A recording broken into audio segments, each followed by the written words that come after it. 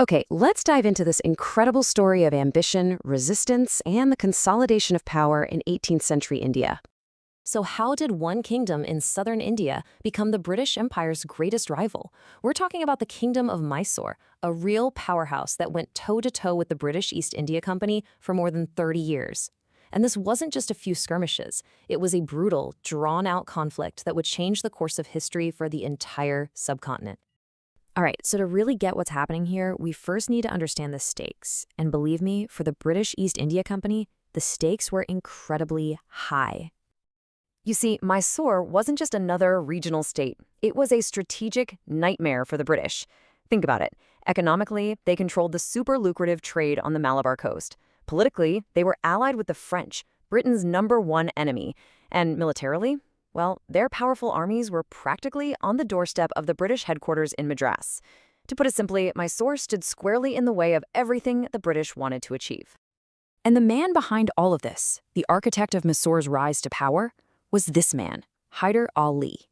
He was an absolute military and diplomatic genius who seized control, tossed out the old dynasty, and built a modern, powerful kingdom that could challenge anyone, and that definitely included the British. So this inevitable clash for control of southern India wasn't just a single event. Oh no, it was fought across 4 major, absolutely grueling wars that stretched out over more than 3 decades. And when you look at this timeline, you can see a really clear pattern. These weren't just isolated incidents. Each war basically sets the stage for the next one, creating these escalating chapters in a long, brutal fight for dominance. So in that first war, Hyder Ali just completely outfoxes the British. He's so successful that he forces them to sign the Treaty of Madras, which promised they'd help each other out. But here's the kicker. When Mysore was later attacked by the Marathas, the British broke their promise. That betrayal is what directly ignited the Second War, a brutal fight that ended in a stalemate right after Hyder Ali died.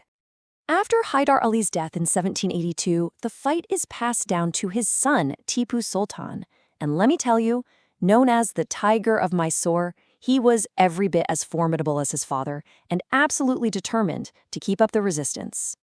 Okay, so now we get to the Third War, and this is where things really start to shift. The British, now under Lord Cornwallis, were not about to be outmaneuvered again. They came up with a new strategy: team up with Mysore's rivals, the Marathas and the Nizam, with one clear goal: to systematically tear Tipu's kingdom apart. And the defeat, wow, it was absolutely devastating. The terms of the Treaty of Seringapatam weren't just about weakening Mysore. They were designed to humiliate its ruler. Tipu lost half his lands, got hit with a crippling debt, and, this is just brutal, he had to hand over his own young sons as hostages. And that financial cost? Let's just talk about that for a second. 330 lakhs of rupees. I mean, that is just an astronomical sum. This wasn't just a fine, it was a deliberate move to break the economic backbone of Mysore forever. But here's the thing about Tipu. Even after a crushing defeat like that, he refused to be broken. He spent the next few years working tirelessly to pay off the debt, get his sons back, and rebuild his army.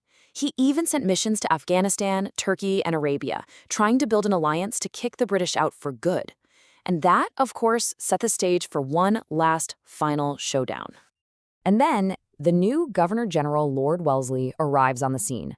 This guy had a single-minded vision of British supremacy. He saw Tipu's rebuilding efforts as an act of defiance. So he issued a stark ultimatum: sign a subsidiary alliance, which basically means becoming a British puppet, or face total war. For a ruler like Tipu, who valued his independence above all else, this really wasn't a choice at all. So what exactly is this subsidiary alliance? Well, you gotta understand, this thing was a masterpiece of political maneuvering.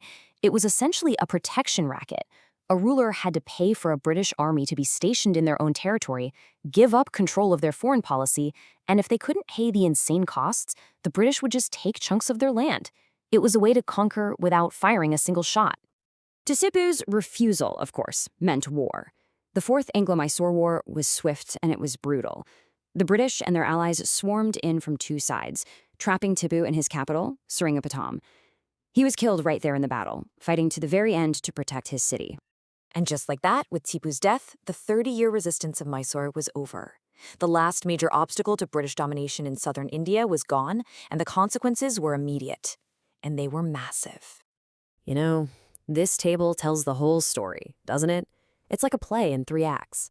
Act 1, the Treaty of Madras. Mysore is clearly on top. Act 2, the Treaty of Mangalore. It's a stalemate.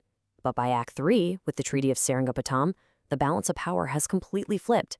It's just a stark timeline of a kingdom's fall. So how did the British lock in their victory? Well, their strategy was cold, calculated, and incredibly effective. First, they carved up the kingdom, giving pieces to their allies. Then, they found a descendant of the old dynasty Hyder Ali had overthrown and put a 5-year-old boy on the throne as a puppet. And finally, they forced this new state to sign the exact same subsidiary alliance that Tipu had died fighting against, sealing their control for good.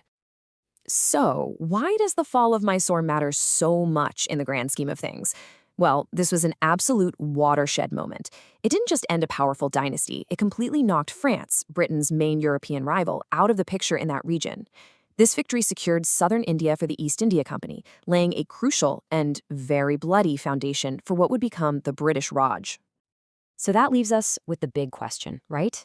Was this a brilliant, ruthless strategy of empire building, or was it just the inevitable fall of a kingdom caught in the crossfire? It's a question that really makes you think about how this potent mix of diplomacy, betrayal, and relentless military force can completely reshape history, leaving behind a legacy that's still debated to this very day.